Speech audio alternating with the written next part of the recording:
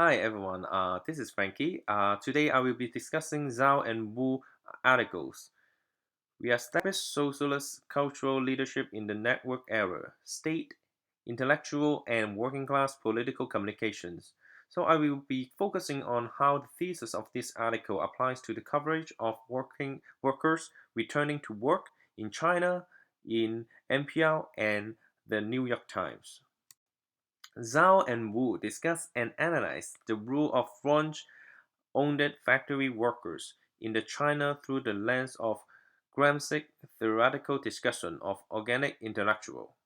They discuss that the structure of the Chinese economy and society that has emerged after reform has contributed to the emergence of the discursive space of activism of workers. The author suggests that the foreign-owned factory workers have become organic intellectual in Gramsci terms, and that their actions are redefining how the Chinese society and its value has been reshaping since the market reform has been imposed. Most particularly, the authors suggest that the activism of the foreign-owned factory workers is redefining them as a central and most powerful class of the Chinese society and undermining the political power of the middle class that has newly emerged in the process of new liberalizations. The author approach to support this claim is the following. They focus on the event of the protest of the worker of the Honda factory in Fusan, a foreign-owned factory, and particularly on their singing of the Chinese national anthem during the protests. The author situates this event historically and politically to emphasize its value. The historical analysis focused mostly on the changing scope of the political power of the working class in China. It emphasized that the act of the worker showing solidarity with each other and taking on the national anthem of China as the symbol of their protest is a sharp departure from the latest trajectory of development of the working class people positionality in China. The working class in China, the author argued, has gradually been losing its political power, while the country has been founded on the socialist principle of the giving power to worker. With the emergence of the new neoliberal class, consumers have acquired more power than in the rest of the capitalist world. At the same time, workers have been pushed to more marginal position in society and stopped being central to the shaping of the political agenda of the country. In these circumstances, workers' operations of the national anthem was significant and symbolic as it signified their continuous claims for the central role in China. So on slide 5, so at the same time, the use of national anthem was evaluated by the author as a nationalistic act, as an act of resistance to the control of the foreign capital over the mean of production in China. Since the market liberalization reform emerged, a significant percentage of Chinese factories became foreign owned or emerged as foreign owned in the first place. The author recalled the protests confronting front privatization of the state-owned factories that involved violence and the murder of one person by the workers in Tonghua Steel Work in 2009. They argue that this protest was similar in scope to the national anthem singing and demonstrate the continuity of class struggle in the Chinese society. The political analysis of the author of the article also focused on the role and the acceptability of the protests in China. The author argued that in the condition when protests are banned since 1982, workers' protests signifies increasing working class consciousness of the Chinese workers and their capacity to take on the role of organic intellectual who with their actions redefine the structure of the society. So overall, the author have noted that this action of Chinese workers were not highlighted in the media, and when they did, the focus was on the entrepreneur rather than on the worker. At the same time, they suggest that the contemporary Chinese and then the global media has framed Chinese worker issue and interest in liberal individualist discourse while the worker themselves have seen themselves as a class.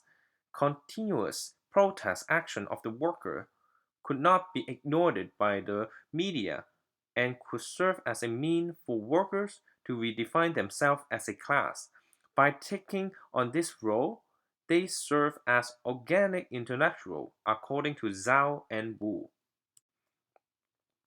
So, the recent news item that I would like to focus on are the two items on the same topic by NPR and the New York Times that discuss the issue that Chinese industry face as it is prone to restart by the government and by its international trade partner after the knockdown due to the COVID-19 outbreak.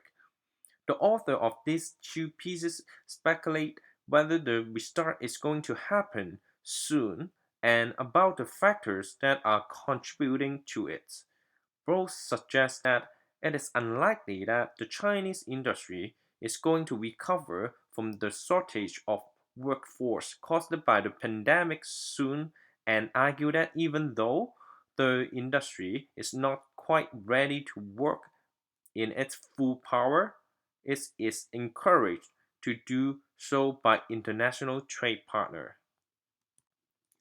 So overall, the subject of the article, as well as how it is presented, allow us to suggest that the thesis and the argument of Zhao and Wu might be true, but not partially. On the one hand, Zhao and Wu analysis of the media coverage of the workers' issue apply to these two articles. The discourse of these two is neoliberally individualistic as opposed to socialist and class focused. New York Times does, but when it does so, it features individual stories and does not analyze the class issue that contribute to their emergence. For example, the New York Times has featured a story of a windshield trader whose individual income was vanished. The story of other workers were not discussed. NPR did not mention workers' concern at all.